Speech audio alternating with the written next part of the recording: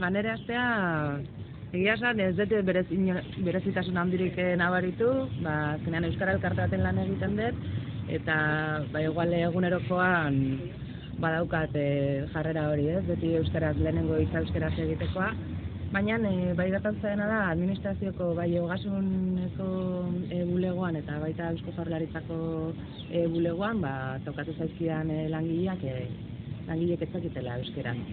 Eta nik gazteleraz esan nien euskaraz hitz egingo niela, eta nahiz eta bere gazteleraz egin, nik euskaraz egin diet, ulertu entzutelako behintzat.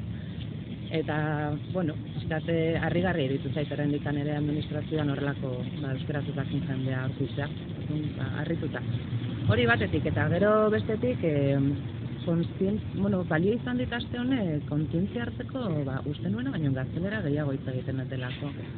Eta, pentsatzen dut igual euskaraz ari naizela, baina gero hitz asko eta igual esaldi egin asko sartzen ditut gazteleraz, eta, pixka eta harritutan ere buruarekin. Orduan, horri heltzeko gogoz, hemendik aurrera.